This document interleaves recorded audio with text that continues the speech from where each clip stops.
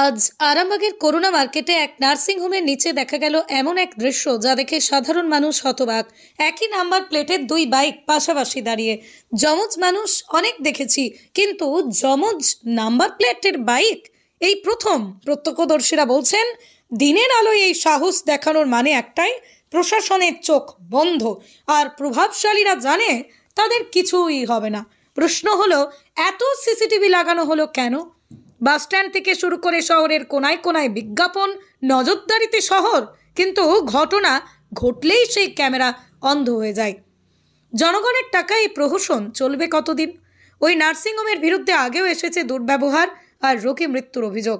এবার আবার বেরোলো নতুন কেলেঙ্কারি। একই নাম্বার প্লেটের দুই গাড়ি চালানো। পুলিশ এসে একটি গাড়ি জব্দ করেছে, আরেকটি গায়েব। কিন্তু ততক্ষণে ক্যামেরায় ধরা পড়ে গেছে তাদের বেআইনি খেলা। এখন প্রশ্নটা একটাই, আইন কি কেবল গরিবদের জন্য? কারণ আমরা সবাই জানি বাসস্ট্যান্ডের অপরাধীও তো জামিন পেয়ে আজও ঘুরে বেড়াচ্ছে দিব্যি। তাহলে এই ঘটনার পরিণতি কি হবে?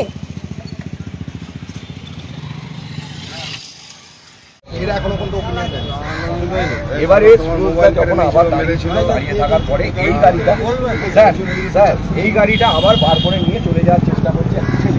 তখন আবার সুরজদা বলেছে একবার দাঁড়াও, তখন স্যারকে ফোন করা হয়ে গেছে।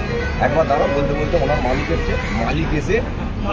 মালিক এসে সঙ্গে সঙ্গে ওকে ধাকালে দিয়ে ফোনটা কেড়ে নিয়ে গাড়ির চাবিটা অন করার চেষ্টা করে, মানে চেপে আর কি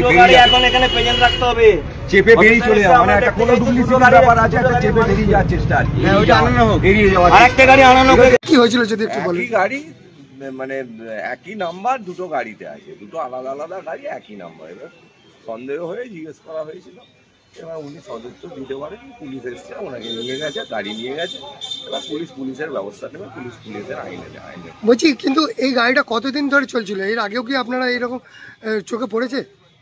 দেখুন, এই গাড়িটা আমি সেটা নিয়ে আর বলতে চাইনি। বিশেষ মারফত সূত্রে আমার কাছে যেটা খবর আছে, এই গাড়িটা 2015 সাল থেকে চলছে।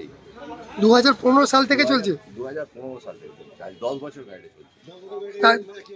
একইভাবেই চলছে। একই মালিকের গাড়ি? গাড়ি তো যে নামে কেনা আছে, এই কোম্পানির নামে কেনা রয়েছে, অ্যাপেক্সের নামে গাড়ি কেনা রয়েছে। 2010 সাল থেকে চলছে? হ্যাঁ, আমার মনে হয়, আমি একটা বিশেষ সূত্র থেকে পেয়েছি, মনে হচ্ছে ওটা 2010 সাল থেকে চলছে। অ্যাপেক্সের মালিকের নামটা আমি ঠিক বলতে পারবো। আচ্ছা, এই যে যখন ঘটনাটা কিভাবে জানা গেল? আমি এখানে এসেছিলাম, এসে দেখলাম যে একজন আপনাদের সাংবাদিক দাদা এসেছিল, এসে কভার করছে। আমি সামনাসামনি দিয়েছিলাম, দেখলাম যে একই গাড়ির দুটো নাম্বার, এটাই দেখতে পেলাম। এর আগে কোনোদিন এইরকম একই গাড়ি দুটো একসাথে নাম্বার দেখেছেন কোনোদিন? এখানে সার্জেন্ট এসেছিল, সার্জেন্টকেও জিজ্ঞেস করেছিলাম যে এরকম কি হয়, একই গাড়ির দুটো নাম্বার কি হয়? সার্জেন্ট সদুত্তর করে বললেন যে না, এরকম হতে পারে না, একটা ডিজিট মিনিমাম চেঞ্জ হতে হবে। কিন্তু টোটালটাই একই, একদম মানে পুরো। হ্যাঁ, এটা ছবি আছে। সম্পূর্ণ ইচ্ছাকৃতভাবে কোনো অসৎ উদ্দেশ্য নিয়েই ব্যবহার করা হচ্ছিল?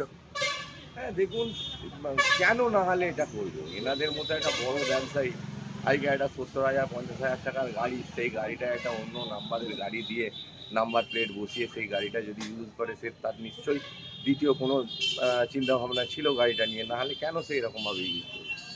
আজকে আপনি বলুন না, যদি কোথাও অ্যাক্সিডেন্ট হয়ে যেত ওই গাড়িটা, তাহলে আপনি কোন জায়গায় কিভাবে ক্লেমটা করতেন? আমি ভালোর দিকটা বলছি, মন্দর দিকটাও বলছি। না, অবশ্যই কথাটা তো ঠিকই বলছেন। যদি অ্যাক্সিডেন্ট হয়ে যেত, সে তো ক্লেমটা পেত না, যেত তার চলে যেত, সেই লোকের চলে যেত। দীর্ঘদিন ধরে এমনিতেও দেখা গেছে যে রোগী মৃত্যু কিংবা চিকিৎসা গাফিলতি, সেগুলো তো হয়েছে, সেটা তো হয়েছে, সেটা তো আপনারা স্থানীয় হিসাবে জানেনও বিষয়টা। তারপরে এই যে এইটার নতুন একটা চাঞ্চল্য সৃষ্টি হলো যে একই নাম্বারে দুটো গাড়ি, এর আগে কোনোদিন দেখেন না? আপনারা আরামবাগবাসী হিসাবে কোনোদিন দেখেন না? আমার আইডিয়াই থাকে না। সচক্ষে দেখলেন? হ্যাঁ, আমার ডাক্তারি স্টিকার লাগানো ছিল দুটো গাড়িতে? একটা গাড়ি তোলা ছিল, একটা গাড়িতে লাগানো আছে। পুলিশ কি একটা গাড়ি হেফাজতে নিয়েছে? পুলিশ একটা গাড়ি নিয়ে গেছে, এখন ইনকোয়ারির জন্য এসছে। তা বলতে পারবো না। কি নাম আপনার? আমার নাম কুন্তল। এই জায়গাটার নাম হচ্ছে করুণা মার্কেট, সবজি মার্কেট, অ্যাপেক্সের কাছে। নার্সিং হোম, এখানে অভিজ্ঞ ডাক্তার দ্বারা নর্মাল, সিজার, হাই রিস্ক প্রেগন্যান্সি, ডেলিভারি সহ সমস্ত অপারেশন সুলভে করা হয়। Doctor Kalidas Ghosh MBBS, MD gynae, DNB, FICOG অভিজ্ঞ প্রসূতি ও স্ত্রীরোগ বিশেষজ্ঞ, কোর্ট রোড, আরামবাগ বাস স্ট্যান্ডের সন্নিকটে।